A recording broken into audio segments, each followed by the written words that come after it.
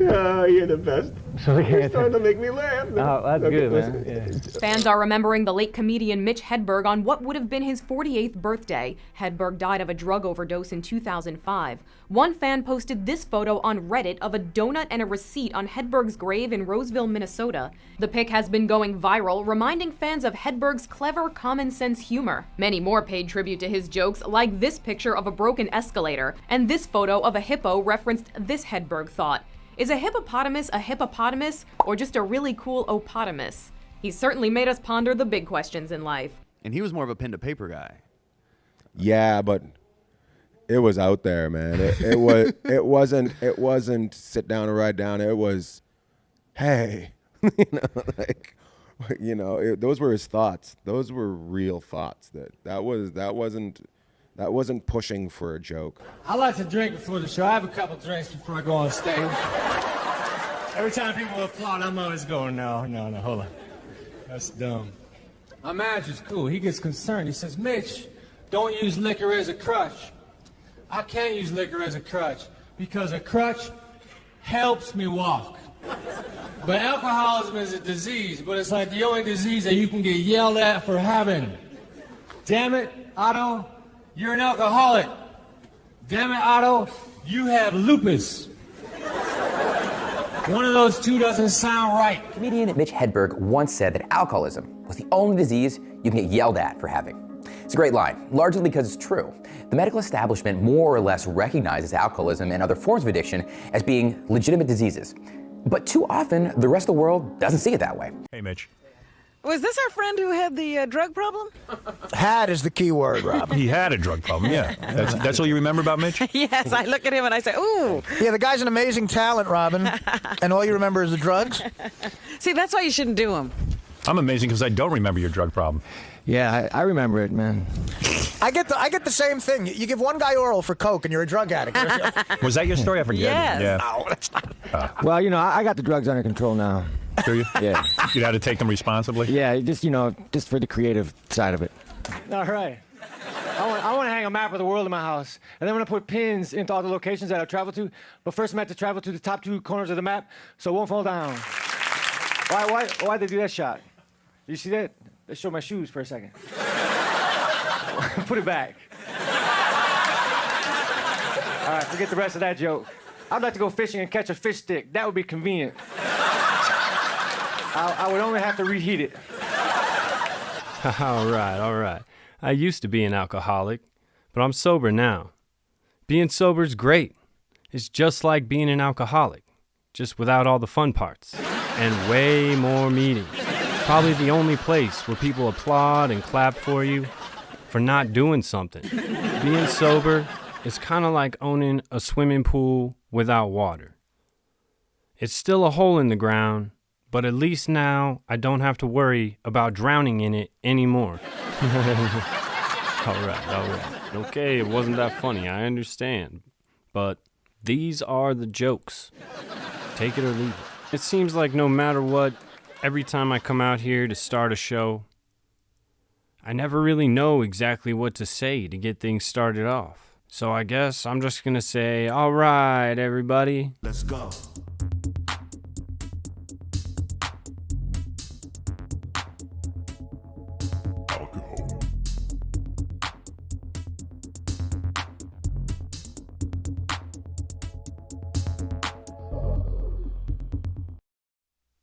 Haha, all right. Sup, sobers? Welcome back to Sobering Stories with me, DJ Petrovsky. If this is your first time here, welcome. Welcome to the channel. Feel free to help yourself to the subscribe button, maybe grab a glass of the like button, or maybe just ding that little bell right over there. Let everybody know you're having a good time. And then you'll see me every Friday. If you are a returning subscriber, sup, sobers? I do have a quick business item. First of all, I just wanted to apologize for not having a sobers meeting last Friday. I will be doing one this Friday. I ended up going camping last weekend and ended up popping the question to Kim, and she said, no, maybe next year, nice try. Nah, I'm just kidding. She said yes, and so it is official. We are engaged, so that is pretty cool. Yeah, thank you to everybody for cutting me a little bit of slack, but I'm back. Business item number 2. While looking for one of those little grill grate things that go over the fire so we could cook some stuff while we were camping, we came across a cast iron pan, and my brother started making jokes about the responsibilities of owning a cast iron pan. He was telling me about this hilarious comedian that he found on Instagram. He's like, bro, you gotta check him out. He totally reminds me of Mitch Hedberg, and everybody's giving him shit for being like a Mitch Hedberg impersonator. And he's like, but dude, he's super funny. His jokes are all original, and literally you gotta check him out. So he was telling me about the cast iron joke, and eventually, not that immediate moment, but eventually we checked him out. I was blown away. I thought he was so funny. I thought that he got a little bit misjudged or a little bit harshly judged on this Kill Tony episode that my brother was showing me. And so I just wanted to like reach out and let him know how much I truly appreciated him. I appreciated his comedy, but more than anything, I appreciated that he reintroduced Mitch Hedberg back into my life. I don't know how, but I had totally forgotten about Mitch and the crucial part that he played in me developing as a young man. Me and my brother used to listen to stand-up comedy to go to sleep at night. We would listen to all kinds of different comedians, but Dave Chappelle, Mitch Hedberg, Brian Regan, who else? Demetri Martin. All these comedians were some of our favorites to just listen to on repeat. And Mitch Hedberg, I would say by far, was our favorite. Like, he's just so funny, so unique.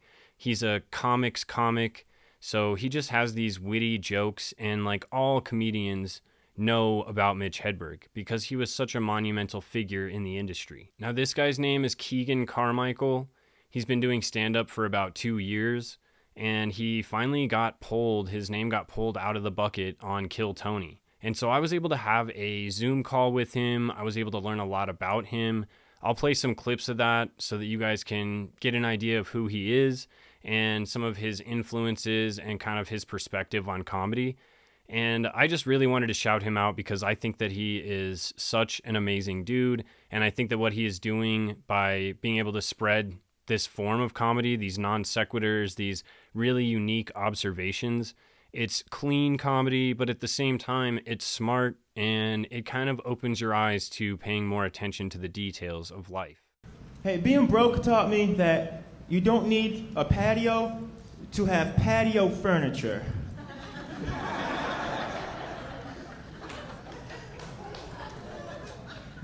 I have a friend, he's from Southern Rhode Island. If I forget where he's from, I just remember it's by Northern Rhode Island. I can't believe that joke works either. Tons of people have been getting pissed about the fact that he is so much like Mitch Hedberg, but at the same time, like, who really cares? I think that he's keeping the Mitch style, the Mitch vibe, the Mitch memory alive. And it's not like he's copying his jokes. He's coming up with his own material, but people are always inspired by those that came before them. So it's no surprise that there would be tons of comedians heavily influenced by Mitch Hedberg. Now, in order to get on this Kill Tony show, Keegan had to continuously enter his name into this bucket every single week that they would have this drawing happen. And every week they would draw a name out of the bucket. And he said that there was like hundreds of people dropping their name in the bucket each week. So the chances of it happening wasn't getting any better. It was the same, if not harder, each and every week. I was not even familiar with Kill Tony before I saw your video. What is that? Is it like a comedy, kind of like Last Comic Standing-ish? And then what does it take to like get on that show? Because I know you were talking about how you had your name in the bucket for like a year and a half or something, right? Yeah. So, what it is, the concept is basically they pull a name out of a bucket. You get to do a 1 minute set, and then after that, they interview for about 10 minutes or so. But it can go really bad. It can go really good. A lot of people have had their careers pretty much launched off that show. Mm-hmm. And then for other people, You just go home and cry. But, Yeah. um, yeah, the process is like you got to sign up for it. It's once a week, every Monday, and they have a bar next door. You go to the bar, you sign up. They get about usually 200, a little over 200 signups. So it's brutal. Some Yeah. people get on right away. Some people have to wait a long time. Um, Yeah. Is it in Austin? yeah, at Rogan's place, the comedy mothership. Yep. Oh, okay, that's cool.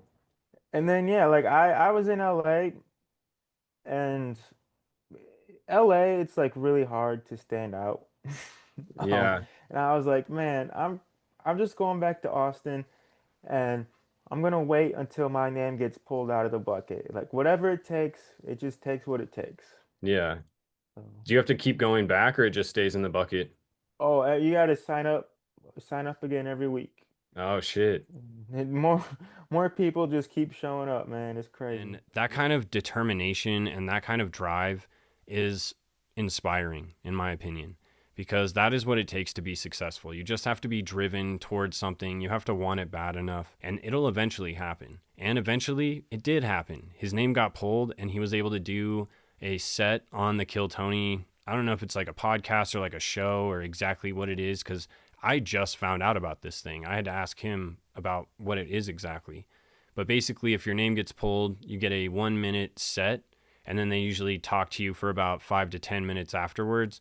Just kind of an interview questioning you about who you are. I don't know, just it's a really cool way to get some comedians who may not be as well known, get their name out there. And for people who might fall in love with this comedian, it could be a make or break moment. Your next bucket pull goes by the name of KeeganCarmychael, everybody. Make some noise for KeeganCarmychael.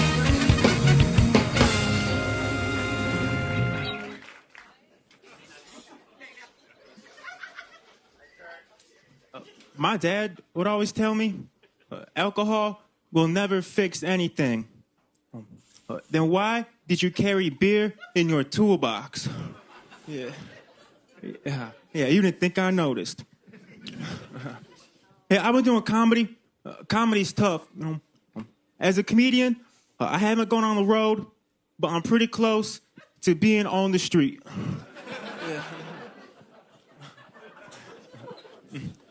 Hey, I wish a story really did come with two sides, because I would love to read a book with mashed potatoes and coleslaw.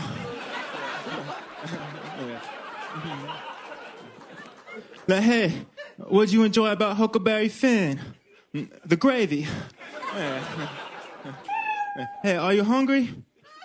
Cool, let's go to the library. All right, thank you. KeeganCarmychael. Some people are already calling him the,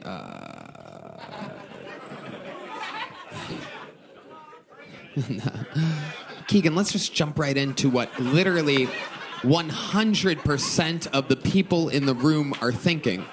Are you aware that in every single way you're doing a Mitch Hedberg impression? I get reminded every day. Is that on purpose or like accident? Is this how you are in real life? Yeah, it's weird. Like people DM me like that question. Like, is that how you are? I'm like, I don't know what you want me to tell you. So you were like this, and that was your sense of humor, and then you saw Mitch Hedberg, and you're like, whoa. What are the odds? I used to impersonate Mitch Hedberg. I still do. I mean, the look, the everything, every single thing, the delivery, the joke style. Are you a super fan of his? No, my favorite's actually Dimitri Martin. But, Dimitri Martin? Now I know you're kidding. That's literally nobody's favorite.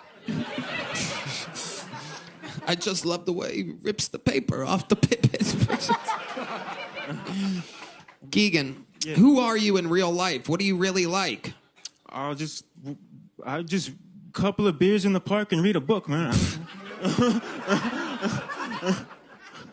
How long have you been doing stand-up comedy? A little over 2 years. And has it always been like this? You from Seattle, Portland? Where are you from? Nah, I'm from Illinois. Illinois. Yes, sir. Okay. What do you do for work? I DoorDash on an e-bike. You what? I DoorDash on an e-bike. DoorDash on an e-bike. I hate it when my deliveries are on e-bikes. Yeah. It's always smushed around and fucked up. But believe me, nobody understands that better than me. Yeah. Duncan Trussell.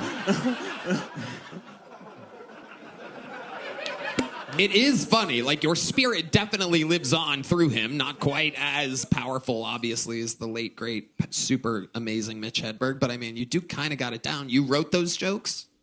Yeah. Right. Yeah, no, I know. Duncan? I was just going to say, it's too bad that they don't need Mitch Hedberg impersonators at kids' parties because you kids, I'm sorry. It was funny like 20 seconds ago. Yeah. So every time you do a show, anywhere you go, every time you do stand-up, all the other comedians are like, God, this fucking guy's doing a Mitch Hedberg impression, right? Yeah. Some people wait outside the club to like say shit to me. Yeah. Have you seen Mitch Hedberg's stand-up? Yeah, it kind of freaks me out.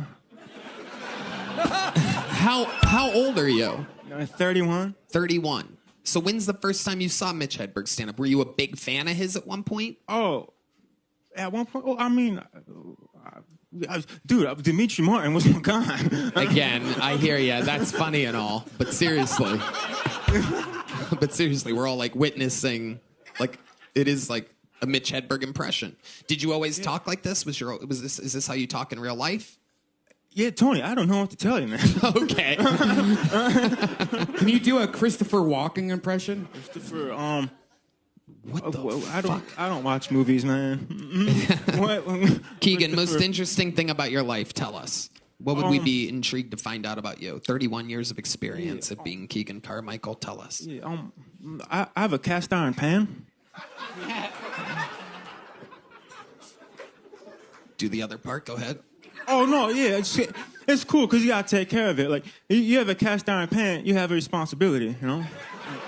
Like, you know,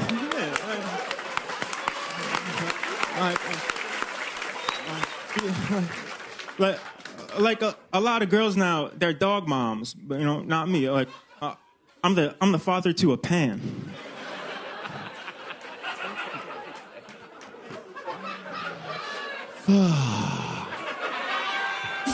What else, Keegan? Tell us something else interesting about you. Dude, door dashing on the bike. That's a fucked up world. I have trouble sometimes because I fall a lot. Like I don't like the Texas cheerleaders. Because I was going really fast and they were on the sidewalk, and so I fell into the ditch. And I'm laying on the ground, and she looks over me. She's like, "Is your bike okay?" I'm like, "No." And then, like, the Lime scooters, they're in the way, too. Well, you know, to me, a Texas cheerleader is like a Lime scooter. I'd probably have to pay to ride you, but I just prefer you get out the way. Keegan, fun times. Here's a little joke book, my friend. All right. There he goes. Keegan Carmychael.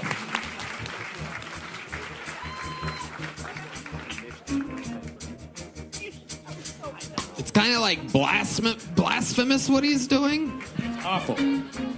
Yeah. Like, he has good jokes. He could just do them like different, like his own self, instead of like literally acting right now. Yeah, and looking like him's kind of crazy too. Anyway, we have any sage? Can we sage the room? Yeah. Never really saged. Never saged the Kill Tony stage before, but that one kind of creeped me out. Yeah.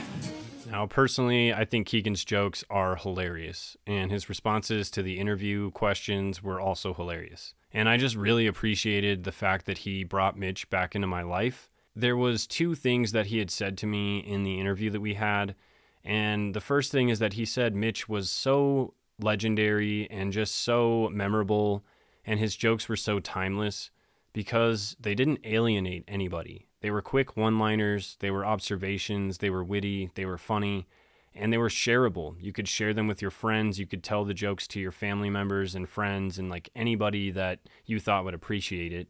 And so not only did it share his comedy, his style, but it also shared who Mitch was. So it's a good way to be able to share your comedy with everyone and not just a select group of people.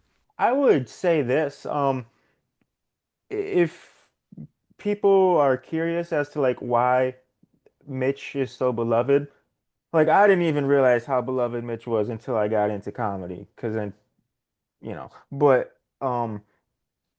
I think one of the reasons that he's so memorable is because his jokes are so shareable.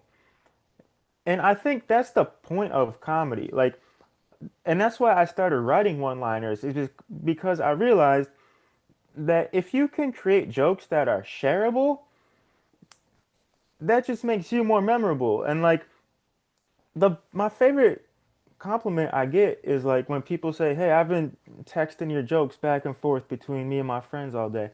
And like that's the whole point, is to just say something that people can share with each other and then they can get a laugh out of it. So Yeah, literally my brother was making the cast iron pan joke when we were looking for we were looking at camping shit and they had 3 different cast iron pans and he's like, "Man, I don't know if I'm ready for this kind of responsibility in my life, but I want a cast iron pan." I thought that was really cool. And the fact that I found out about Keegan because my brother was sharing one of his jokes with me about a cast iron pan that we just happened to see while we were looking for other camping stuff. So I thought that was great because his goal is effective and it's working. And the other thing he said to me is that there's this whole generation of younger kids that have never heard of Mitch Hedberg. like a lot of younger people have come up to me and told me, they're like, we didn't even know who Mitch was until we saw you, and then we looked him up. So like, thank you for helping us find Mitch. And that's something I realized is like, there's a whole generation behind me now who, like, most of them probably haven't even heard of Mitch. So like, you know what, if I'm just the guy who like ends up showing Mitch to a new generation, then whatever. I think that's cool. It was something that I think is special to be able to share because Mitch is amazing. He's a legend in comedy. And for you to be able to share his comedy with somebody new who's never heard it, Kim had never heard about him.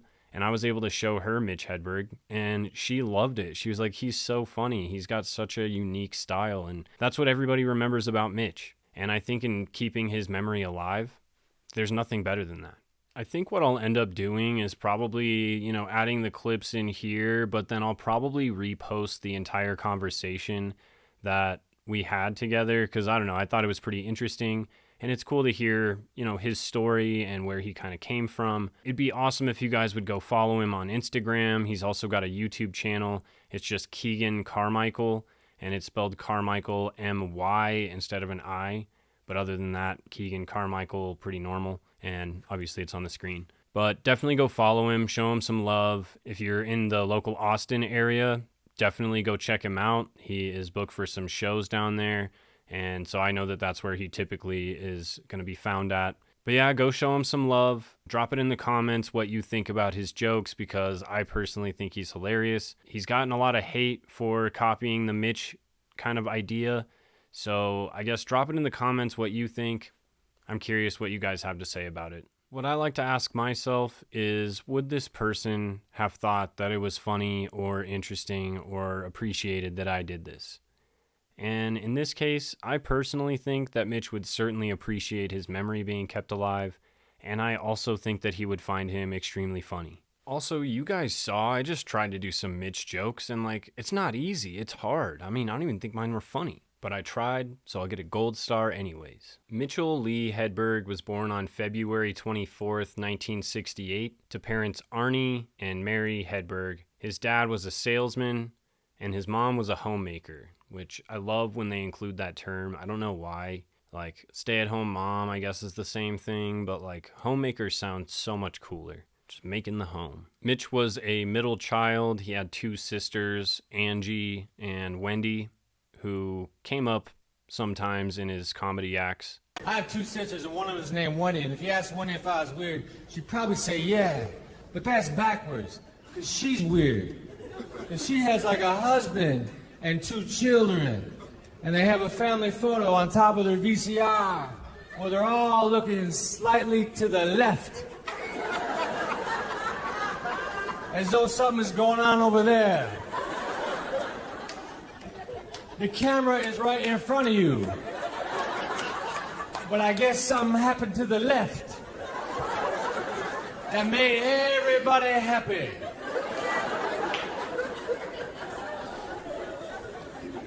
They said my sister is cross-eyed, so she can't quite pull it off. One eye is right on. Mitch was born with a congenital heart defect, which is essentially just when the heart doesn't form properly or develops with holes in it sometime in the fetal development process. So that means that he was born with this heart defect, and throughout his entire life, he says that he suffered from intense heart palpitations. Mitch grew up in St. Paul, Minnesota. He was considered to be a really good student, and he was actually really smart for his age. He talks about being almost too smart for the class, and at a certain point, he just got burnt out on school because he was sick of feeling like he was ahead and being bored with school. I used to be a good student for a while, but then I gave up on it because it just wasn't interesting to me to be book smart, you know. So I gave up on it about 10th grade, and that kind of led to a deterioration of, in their minds, of what I was becoming. You know, they thought I was just really going downhill, and I was headed for the... Was it the school or the teachers? Was it the learning or the teachers?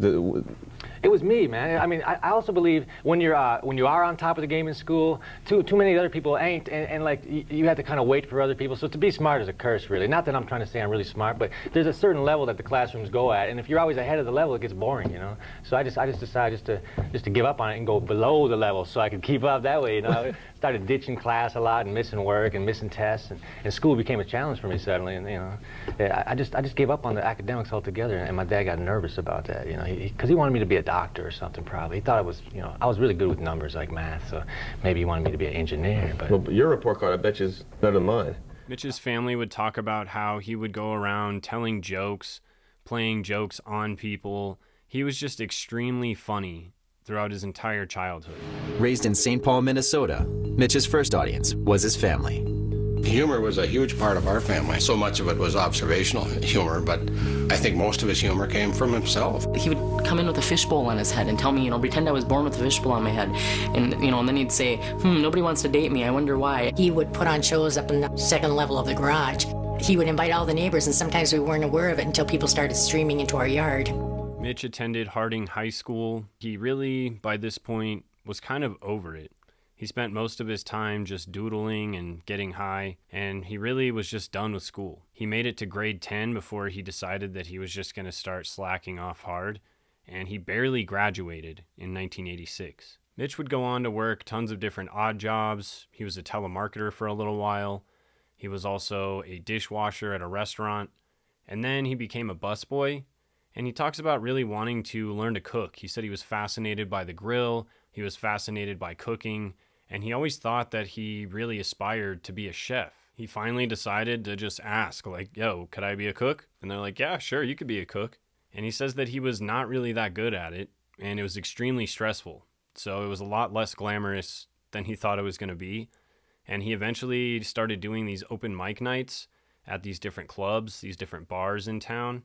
And he realized that this was a whole lot less stressful than working in a kitchen, working as a cook, working as a chef. So he decided to pursue that instead. Talk about when you were a cook for years and how you made that transition. Well, I used to be really infatuated with the grill when I was a busboy. I would watch these guys cook, and I achieved my dream of becoming a cook, which was really easy because all I had to do is tell the manager, hey man, do you mind if I cook? And he said, yeah, you know, it was real simple to achieve that dream. No, it's a good point. Is that cool? But so I actually thought, you know, cooking might be what I wanted to do for a while, you know? So when you were a cook, obviously that's I had to tuck my shirt into my pants and wear an apron. All I want to do is be able to live my day the way I want to live it, you know? Because, I mean, I certainly have to get up and do some things, but if every day I had to get up for someone else constantly, that's not to me success, unless I'm really digging it. But I can't imagine anyone digs having to give up every day for someone else. All right, let's have a break though. Okay, let's go. No, I think we need to keep talking. I can't have a break. So tell me, one thing you did is you were a cook and you were making like $100, and all of a sudden you got enough to make your payment for rent money. Right. So you decided to jump out and do it. Oh, I got enough comedy gigs to actually go on the road. I got 4 gigs in 1 month, which was $400 total, which was enough to pay rent and have a couple hamburgers. So I quit my job immediately and just stayed on the road as much as I could. And from then on, I just was able to build it. But I also had a girlfriend who supported me so hard, man. So I had to throw that piece of information in there too, you know. Initially, he was bombing all of these open mics, but instead of being defeated and giving up, that fueled his drive even more to continue writing and to continue creating and to continue just looking at the world from his lens. Because I think a lot of people at that time were not ready for Mitch's style of comedy. His comedy was very different from what people were used to at the time. They were used to people like Eddie Murphy and Robin Williams and Jerry Seinfeld, all people who had very unique styles, but they were nothing like what Mitch was doing. Plus, he's still in St. Paul, and there can't be that great of opportunities for a comic in St. Paul, Minnesota. So, he says he moved down there for the warmth, but he heads down to Fort Lauderdale, Florida, and tries to work on his comedy career down there. He begins honing in on his skills, and eventually he decides to move up to Seattle, where there's more of an opportunity for him to start gaining some notoriety and start getting his comedy out there. The thing I find most interesting about Mitch is that he had extremely intense stage fright and really, really high anxiety issues about being on stage. For somebody who has that high of anxiety, especially being on stage, being a stand-up comedian seems like the absolute worst possible job for you, like absolute worst. It's already extremely nerve-wracking and filled with anxiety, even if you don't have those issues. So I think it's extremely interesting and noble that he challenged himself like that and put himself in that position because he knew that he had a gift, and I felt like he just knew that he wanted to share his comedy with the world. Mitch didn't really have much. In fact, he would have his landlord drive him around in his pickup truck to all of his different gigs. And he says that he would lay in the back of the truck so he could avoid any weird, awkward chit-chat with the landlord, especially concerning paying rent. It sounds like this landlord was a real one, because that's super sick of him to do that. It also says that Mitch was extremely nervous about flying, so he had to drive to all of his gigs. So he would have to rely on riding the bus or getting a ride from his landlord or other friends. He even says that he racked up, I don't even remember. He says he rode 2,000 miles on a Greyhound bus in one of his sets, something like that. I was on the Greyhound in 1993. I rode the Greyhound for 6,000 miles. And that's a long time to be on the Hound. I wish I had a frequent traveler program, just like the airlines. Like you accumulate 20,000 miles, you get a certificate. Says you're fucking insane. I got scammed by the bus driver. He asked me for gas money. I fell for it. One thing that both Mitch and Keegan said about their journey in stand-up comedy is that you really can't have a backup plan. You can't have a good job. In order to make it in stand-up comedy, you can't already have a good job. That's the biggest downfall. Really? Yeah, because you don't care then. You don't care about it. You're already making enough money, so the drive ain't there. You got to be in a job that's worse than anything you want. That'll keep you wanting to do it, you know. These guys that have another job, they're making good money, they're not going to have the drive to keep pushing, to be better, to keep playing gigs, to get their name out there. They're never going to make it as a stand-up comic if they have something to fall back on. You have to have absolutely nowhere else to turn. Yeah. Comedy is the last thing.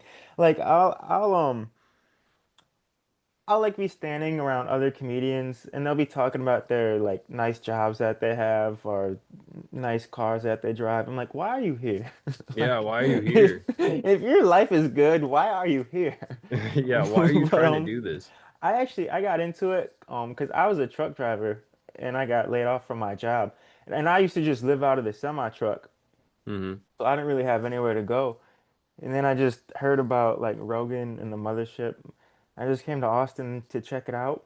I think a lot of creative types are like that. I read a lot of Charles Bukowski poetry. And he said before in interviews, there's this give and take. if you're gonna be too busy, like having a good job, making money, being comfortable, then you're not gonna want to be creative. But if your life is gonna be shitty and you're gonna have more free time to be creative, then you're gonna give yourself like a window of opportunity to make it. And the same is true for me. Like, once I lost my job at Enterprise, I didn't have a backup plan. I was like, I'm going to make this YouTube thing work, or we're kind of effed. One of Mitch's favorite places to get new material and write jokes was at Target, which you wouldn't have really guessed that, but it's a great place to people watch, and he would basically just eavesdrop on people's conversations, which would help him come up with new material, see things differently, spark some new ideas. He told me that when he first started doing comedy, for the first few years, he would go to like places where he felt kind of weird to write. He would go to like, he would go to Target cafeterias, like really bright light with weird people and like, you know what I mean? That would make him feel comfortable and maybe a bit surreal, so he would write a lot there. And Keegan said the same thing. He said when he's out and about, especially at the grocery store, he's constantly looking at the details of things that we see pretty much every day. And he's also listening in and eavesdropping on people's conversations, because there's so many different ways that you could take what people say if you don't have any context to what they're talking about. Or if you do know what they're talking about, maybe it sparks some new idea or some new way of looking at it in your head. So very, very interesting way to get new material and write jokes. And I thought the Target thing was really funny because he has that joke about Target. I tried to walk into Target, but I missed. I think the entrance to Target should have people splattered all around. Mitch was continuing to perform at different clubs and bars around Seattle until he finally got a small break, and he was chosen to be on this MTV show called Kamikaze. It was like a showcase comedy series. He basically forced his way onto the show by just essentially badgering the talent scout for the show and forcing his way in. In that same year of 1996, Mitch had finally settled into his style, and he was really starting to make a name for himself in the Seattle area. And he was eventually picked up for a late night set on the David Letterman show. Our next guest is a talented comedian making his network television debut with us here tonight. He will be performing in Las Vegas at the Riviera Comedy Club March 24th through the 30th. Please welcome Mitch Hedberg. Mitch!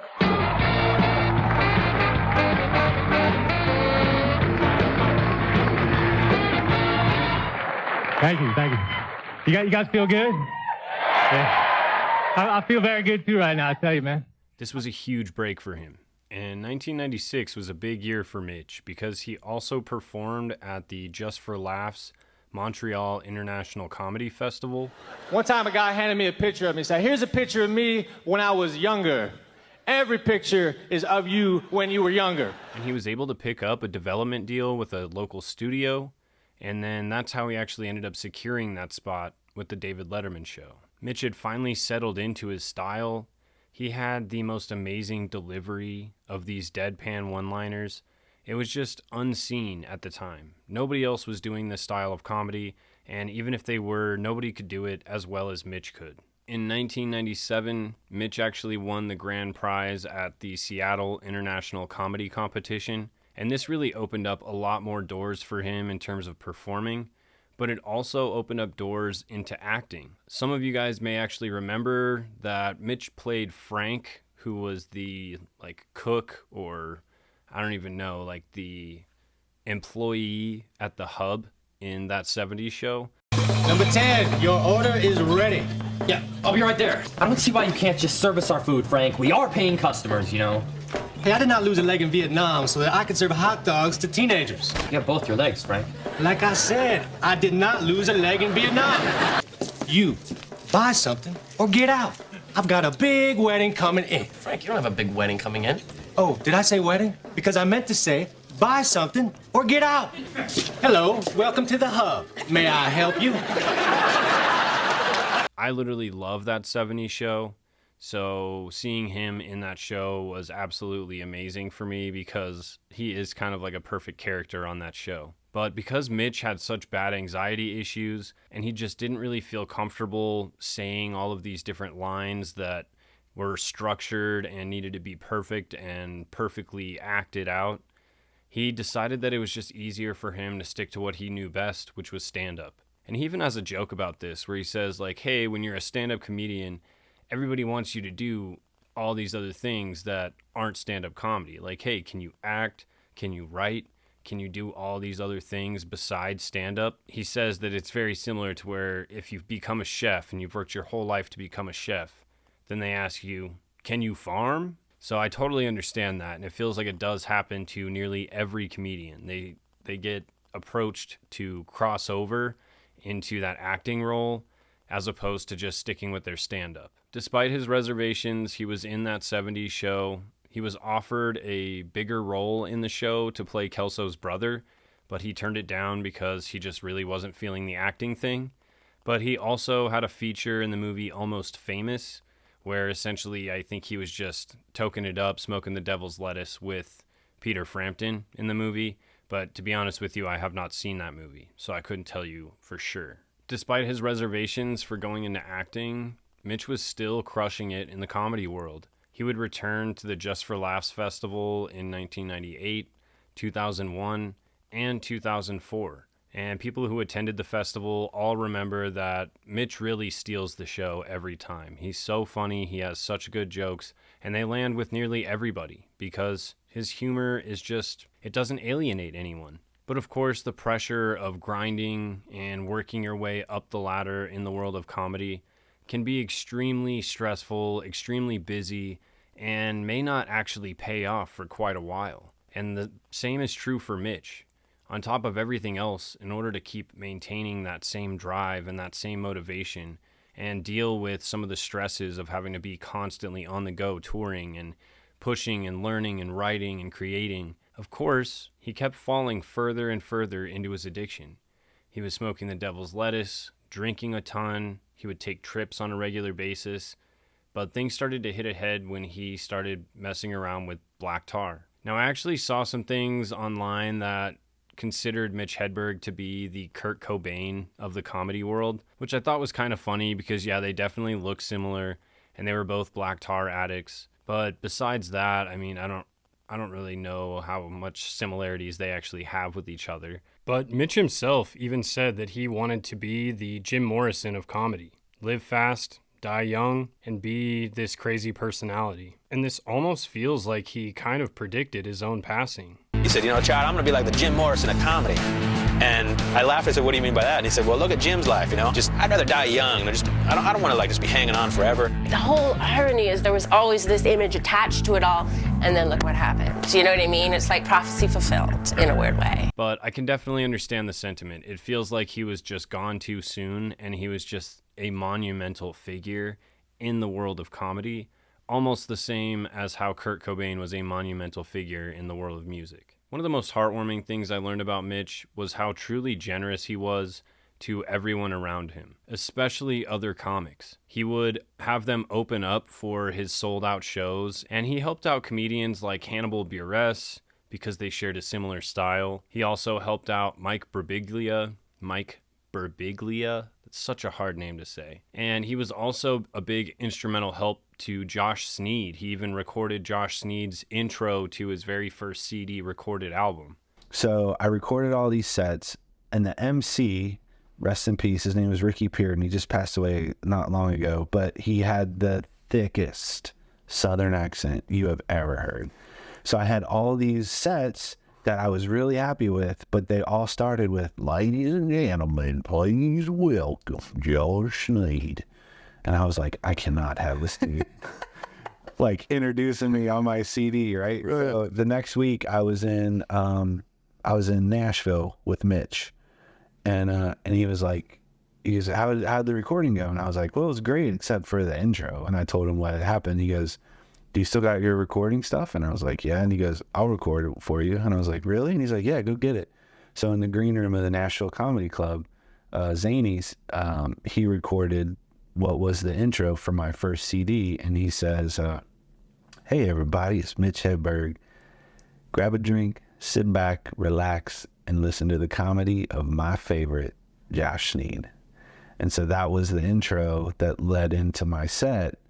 And then, of course, he passed before my Comedy Central album came out, and I just felt like I couldn't do it again without being able to ask him if it was still cool. You know, I think it would have been, but it just felt weird. So it just kind of made that first CD that much more special. But he recorded the intro to my first CD, and it's out there on like YouTube and stuff. And I've put the audio, like, you know, on the anniversary of like his passing or his birthday or something. Sometimes I'll just like write little stories about him, and I always share the audio from that. So it's pretty awesome. So Mitch just did all of these things free of charge just because he wanted to help these guys out, likely because he knew the struggle of trying to make it in comedy. It's not easy. And of course, hearing that warmed my heart, because one of the things I like to do with my channel, since I have a platform, I have a following, I have people who are willing to listen to the stuff I have to say. I like to boost up people who I feel like deserve the boost, which is yet another reason why I wanted to make sure I brought up KeeganCarmychael in this video. I think he's an amazing comic, and I think that he pays such an amazing homage to Mitch Hedberg just in doing what he's doing. And on top of all of that, I just think he's freaking hilarious. In 1999, Mitch actually got married to fellow stand-up comedian Lynn Shawcroft, and the two of them would tour around together. They would do shows together. They were an amazingly cute couple, and they stayed married all the way up until Mitch passed away. That same year, he also wrote, directed, produced, and starred in an indie film called Los Enchiladas. Throughout his working career, he worked at a place called Chili's. You may have heard of it. And he also worked at a local Mexican restaurant where he was from in St. Paul. A lot of this movie is based on his experiences working in those two places, but it's about a fictitious Mexican restaurant. It's actually really hard to find because it was only shown a few times at the Sundance Festival, and then after that, it really didn't gain much traction because it wasn't too popular. The movie featured tons of comedian friends of his like Dave Attell, Mark Maron, and Todd Barry. Juice on that buffet. Oh, we got orange juice. I'd take that shit for myself, though. You a vitamin C hog, you is. That's why I got this glow. Why don't you exchange that straw for one of these toothpicks marinated in cinnamon oil? I like the straw. You can fold it and unfold it, see? Don't taste like cinnamon, though. A lot of things don't. Right. Like bananas. I owe you guys for another week right about now, don't I? Yes, you does. I'm gonna have to catch you later, though. That's cool. You've been here 3 weeks. Why don't you get yourself an apartment? Dwayne, I ain't never signed a lease in my life. We got 10,000 lakes. You got me thinking, though. Mm-hmm. All right, now. And it was edited by Jay Chandrasekhar. I can never say his name, but he's from the Broken Lizard crew. You may know him from movies like Super Troopers or Club Dread. He talks about how the guys, when making that movie, were literally so stoned all the time that it was nearly impossible to keep them on task, and it was also impossible for them to remember their lines. So he said the movie itself was kind of, wasn't very well put together. The movie is as weird as you would expect a movie written and directed by Mitch Hedberg to be, but I found it to be absolutely hilarious, and it's definitely one of those cult classic indie movies that not a lot of people have seen, I'm sure. Jay Chandrasekhar.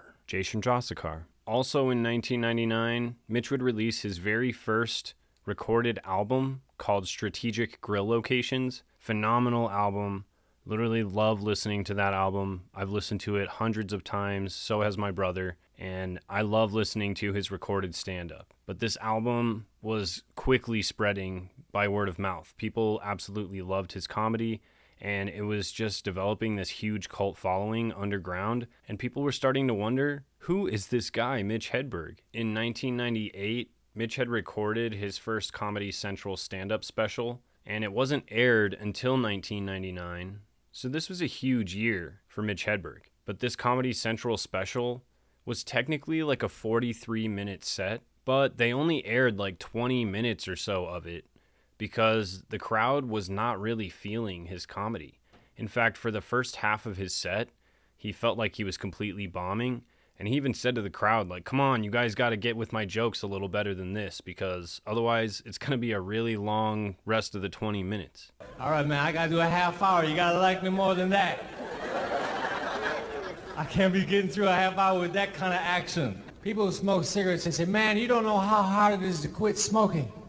Yes, I do. It's as hard as it is to start flossing. You seem jittery. Yeah, I'm about to floss. Apparently you can find the unedited version, and it's like the full 43 minutes, and you can just feel how the crowd was not really feeling his jokes, and it took him quite a while to get warmed up to Mitch and his style. But once they finally did, they were feeling it. He was definitely on a roll after he kind of got them on board. And that's one of the things that Marc Maron always said was just truly special about Mitch. If the crowd wasn't really feeling his comedy or picking up on what he was putting down, he would completely bomb a set. But if the crowd was even with him a little bit, then he would just slay every time. In 2001, Mitch would appear on a late-night stand-up showcase show called Late Friday, and this would further establish him within the comedy/TV arena and would only allow him to continue to succeed even more than he already was. In fact, he was labeled as the next Jerry Seinfeld because they really felt like he was going to be the next TV personality. I'll give you a fact about Mitch. Time magazine once dubbed Mitch the next Seinfeld. So where's your house in the Hamptons? Yeah, that didn't materialize. What year was that? That was a long time ago, man. That was like 1998, maybe. 98, yeah. And what happened? Man, you know, I'm not cut out for that. I think there was the guy was wrong, obviously. By the way, you know that Time magazine fired that guy, I think. Yeah, what kind of prediction was that? Yeah. They're like, you know that prediction you made about the next Seinfeld? You're gone. Well, he's back on the road, so I'm just like him now. They felt so strongly about this that he was offered a $500,000 deal from Fox so that he could work on some sort of sitcom for him. By the end of 1998, Mitch landed a $500,000 TV deal with Fox and starred in his own special for Comedy Central.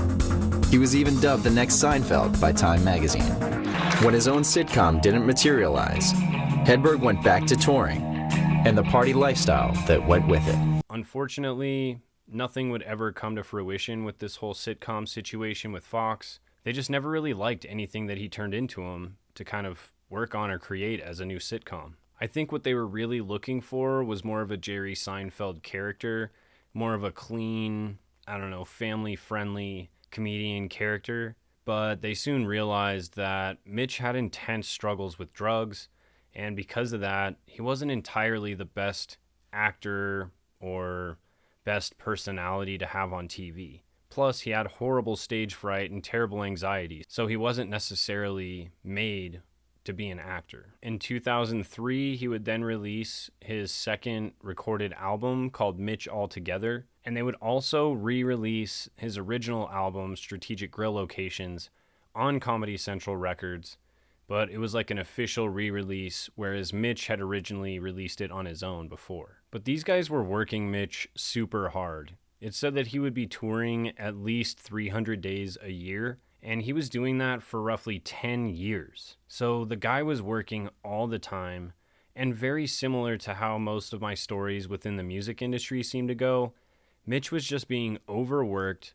The amount of pressure that was on him to keep performing, keep touring, keep writing, keep being creative, keep living this comedian touring lifestyle, the pressure was pretty intense. And in order to cope with that, you never have any downtime. You never have any time to yourself. So you've got to find some sort of escape. And oftentimes, people find drugs to escape with. And that is exactly the case for Mitch. So as he continued rising in fame and gaining more and more success, he was also falling deeper and deeper into this addiction hole that he was finding it really, really hard to get out of. In a 2001 Penthouse interview, he was actually asked, how would you like to end up passing away? That's a pretty weird-ass question, if you ask me. And he says, well, right now I'd really like to get famous first, and then I would OD, because if I died right now, I'd barely even make the back page of the news. So in a weird way, that is extremely foreshadowing. Things would hit a real head in 2003 for Mitch when he'd be arrested for felony possession of the black tar, Once Mitch was arrested and taken down to the jail, they actually realized that he was starting to develop gangrene on his leg from multiple injection sites, constantly using that same leg. It was so bad, he almost had to get it amputated, but they were able to take like a skin graft from his back and put it on his leg, and he was able to save his leg. And obviously people knew at this point that he was a recreational drug user. I used to do drugs.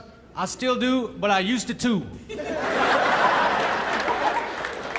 But I don't think a lot of people realized how deep he was into the black tar. This definitely brought a lot of negative attention his way, but just like Mitch always has, he continued to push forward, and he started working on being sober for the first time in a while. Mitch was able to accept some sort of plea deal or go into some diversion program where he ended up on probation, and he took a short break from performing and touring, and he worked on getting sober.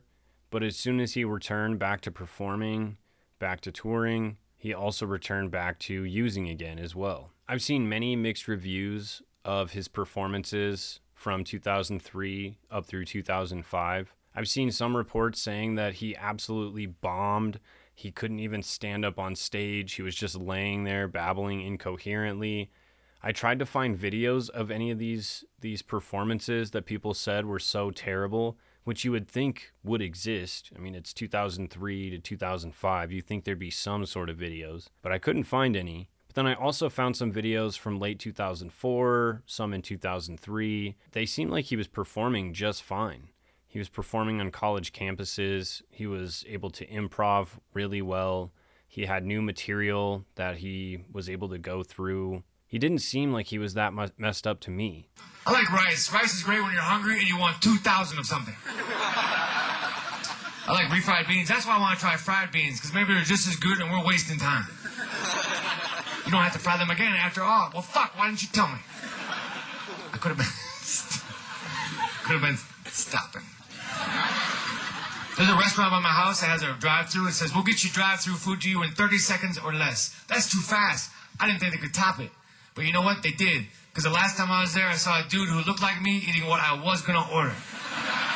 There's other people online that talk about how awful some of the performances they saw and how it was very clear that he was truly messed up, kind of beyond repair. And to many, it would seem at this point that Mitch's ego had grown a little too big. It seemed like he felt too comfortable doing whatever he wanted and literally taking people's money to allow him to just do whatever he wanted on stage, no matter how embarrassing or frustrating it would be for the crowd to watch. People just loved him so much that they were willing to put up with it, but it did shed some seriously negative light on Mitch and just what was going on in his personal life. In March of 2005, he actually appeared on the Howard Stern show, which he'd been on many times before. But Mitch had said that he had finally gotten his drug use under control and that he was really only using it for creative purposes, whatever that means. Well, you know, I got the drugs under control now. Do you? Yeah. You had to take them responsibly? Yeah, just, you know, just for the creative side of it. Mitch would also go on to perform 9 more times on the Letterman show. He was a very frequent guest, and I think that's because David Letterman really appreciated his comedic style, and the two of them honestly had a very similar style of comedy or sense of humor. So it made a lot of sense for him to appear on that show. He was also on Conan O'Brien, and he also appeared on the Howard Stern show many times. But he was just one of those figures that everybody wanted to talk to. He was one of the hottest comedians at the time, and he was truly on top of his game, which is why it's all the more tragic to know what happened, all because he lost himself to this addiction. Just 13 days after this Howard Stern interview, Mitch checks into a Livingston, New Jersey hotel room under the name Donnie Lawrence on March 30th, 2005. Unfortunately, Mitch would be found unresponsive in that hotel room at the age of 37 years old. This morning, we've learned a popular comic from St. Paul has passed away. Mitch Hedberg died in a hotel room in New Jersey on Wednesday. There was some Valium, and we were like laying in bed, just hanging out, and then I went to the bathroom, and I was just in the bathroom for a while, you know, and then I came out and he didn't look right, so I just called him, you know. It's like he had his eyes closed, so it looked like he was sleeping, you know. I could just tell something was wrong. It was a horrible day. I can't even explain how bad, how horrible it was. And I'll never ever forget anything that happened in those few moments in my life. I'll never forget them. He died of a massive heart attack caused by drug abuse. Initial reports came back saying that he had passed away from heart failure or a heart attack, likely caused by his congenital heart defect that he's had since he was a baby. However, there was some weird stuff that went on in regards to Mitch's death being reported. Howard Stern had reported Mitch's death on March 31st of 2005, but because of the timing, with it being so close to April Fool's Day and most of the reports not being seen until April Fool's Day, everybody thought that this was just some stunt, that Mitch didn't really die. It was just some stunt that they were pulling that was supposed to be a joke, an April Fool's joke. Not a very funny one. A lot of people were confused, and they were even more confused when they found out that it was actually true. Mitch Hedberg did pass away. He was like, I was like, he was happy, he was good, and you know, we had a conversation, and we hadn't had a conversation in a long time. It was just a mess. So I was just like, oh fuck, he's doing really well. And then he was dead a couple months later, and I was like, well, that was confusing. I blame her. I blame her. I blame her. And he died on April Fool's Day. And I didn't believe it. Everybody thought it was fake. He was one of my favorites. And So like good. when I heard, he died, I was like, it's April Fool's Day. There's no way. That's perfect, Mitch Hedberg. And then, drugs. But one of the absolute weirdest things about this whole case, for me anyways, was the fact that everybody seemed to believe that he had passed away from this heart defect for a while, for a solid 9 months. It wasn't until Spin magazine actually leaked the medical examiner's report, which showed that his death was caused by multiple drug toxicity from the black tar and sniffing the coffee table, what you'd call a speedball. The thing that makes his passing so surprising is that 2 weeks prior to this, on the Howard Stern show, he was talking about how he had his drugs under control. He genuinely seemed to be doing better, and he genuinely seemed like he was not in this fragile, messed up, strung out state. So what happened in that 2-week stretch that led to him suddenly ODing on this speedball? We also know that that's a very common way to aid somebody in ODing, is to give them something that might have a little something extra in there. Unfortunately, this seems to be how many celebrities pass away. One really notable person would be John Belushi, also Chris Farley. It's just a very prevalent thing to have happened, especially during that time frame. For them to have hid this information for 9 months, and really the only reason it got leaked was because of this magazine. If it wasn't for them, this information may have never gotten out. But it makes you wonder, why were they concealing the actual cause of death? Why were they keeping people from knowing what actually happened with Mitch? And then it hit me. The comedy world can't be that much different than the music world. When you think about the fact that in 2008, the Do You Believe in Gosh album was released, which was a posthumous Mitch Hedberg unreleased recorded sets album, which is extremely funny. But this was released by Comedy Central Records, as well as his wife, Lynn Shawcroft. And some people speculate this might have been a huge money grab. And they also had re-released his first album, Strategic Grill Locations.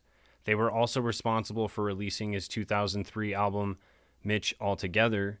And then they released this posthumous album. It almost seems like they were trying to preserve his legacy, and they were trying to avoid the same backlash that the comedy industry faced when John Belushi died, because there was huge criticisms about how there was no regulation, there was no oversight, and there was no control being taken over some of these actors and comedians who were going off the rails on different drugs. That was especially the case for John Belushi, and people were speculating that it might have been the case for Mitch Hedberg. In that last 2-year stretch, he had been arrested for possession.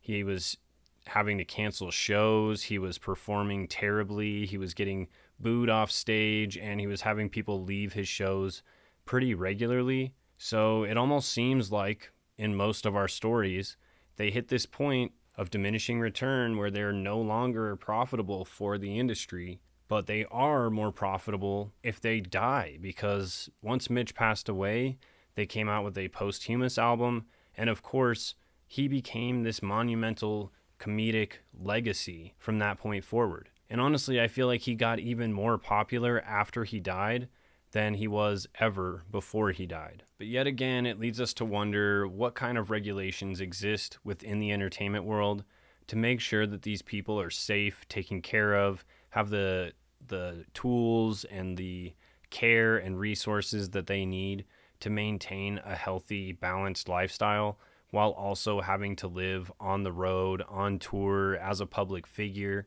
There are so many stresses and things that go into being a famous person or a famous celebrity, and I don't feel like any care is taken to maintain the health of any one of them. It's completely up to them to try and maintain their own personal lives as well as their work lives, but it feels like they've been given so much intense pressure to be so available and be pulled in so many different directions that a lot of them can't handle it and they inevitably turn to drugs. And I can totally understand that. I probably would too. The album Do You Believe in Gosh actually hit #1 on the Billboard's comedy charts. So that should show you the level of success that was achieved because Mitch died. And in fact, all of his comedy album rights are of course going to Comedy Central Records. I'm sure Lynn gets a portion of that because they were married, but I'm sure that Comedy Central is also getting their cut. So it just makes you wonder, what role did they play in possibly covering up what happened to Mitch, or maybe even being responsible for what happened to Mitch? Because there's really no details released about what exactly went down in that hotel room. And it wasn't until 9 months later that we get the medical examiner's report saying that it was in fact an OD from a speedball and not just this heart condition. So was it actually the heart condition? Was it actually the speedball? Could it have been a combination of both things? Could there be something more nefarious at play regarding Mitch Hedberg's death? I don't know. You guys tell me.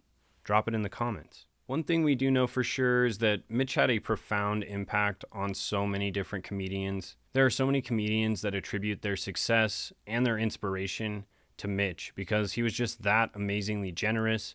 He helped so many guys start their careers, and he was just hugely inspirational as a person who showed that if you continue to be perseverant, you continue to drive and push for your goals and your dreams, then eventually you will get there. Lynn Shawcroft has tons of unseen footage, unseen sets, unseen notebooks, and just different notes that he wrote down on hotel pads, barf bags from airplanes. Pretty much anything he could write on, he would write notes down on. And he would always have his little notebook with him that he would bring on stage. It was hugely important to him, and it had all of his jokes. She said that he had thousands of jokes, just so many of these notebooks just filled with different jokes. And of course, half of them probably never saw the light of day, but I'm sure there was tons of other ones in there that it'd be so interesting to just see how Mitch's brain worked. And in fact, she plans to use all of this as well as some footage that Mitch got for like an autobiographical documentary kind of about his life and career. This is all supposed to be used for an upcoming documentary about Mitch that should be released sometime in 2026, which I'm excited about. Feels like a long time since he passed before something like that has come out, but I am excited to see what all goes into it, and I am definitely excited to see just more of Mitch because I truly do miss him. His comedy was so great. He brought such a childlike innocence and a new way, a new perspective to the world. We could really use more of that, especially now. Truly, though, Mitch is up there with all of the other comedy greats. He was a revolutionary joke writer, and his style is truly missed, which is why when a comic like KeeganCarmychael comes out and starts doing their thing, and it's so reminiscent of what Mitch and Dimitri and Stephen Wright and Norm Macdonald and Hannibal Buress, all these guys have such a unique way of being able to look at the world. It's such a breath of fresh air to hear another comedian coming out that has such a good, interesting, funny perspective on life. So, I don't know. Drop in the comments what your favorite Mitch Hedberg joke is. If you've never heard of Mitch Hedberg, I am super grateful to be able to share Mitch and his story with you. I would love for you to go check out some of his comedy. And don't forget to go follow my guy KeeganCarmychael. Go listen to some of his jokes, some of his comedy. And if you're in the Austin area, go see him live. But if you do, make sure you show him some love Definitely leave in the comments what you guys think. Do you think it's offensive to Mitch and his legacy for people to imitate his style of comedy? Or do you think that that's a good way to keep his memory alive? I'm not really sure.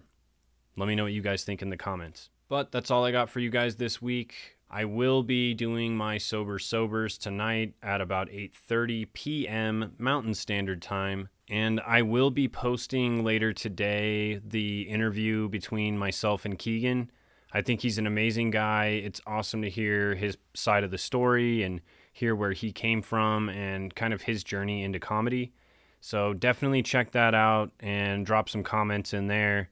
And like I said, for sure, go follow him, show him some love. I look forward to doing this again with you guys next week for another one. But until then, sleep safe, stay sober, and remember that a burrito is a sleeping bag for ground beef. Ha ha ha. All right. Later, sobers. Let's go.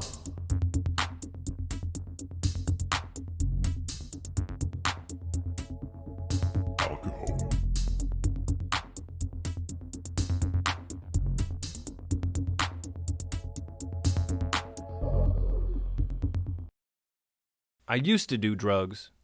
I still do, but I used to too.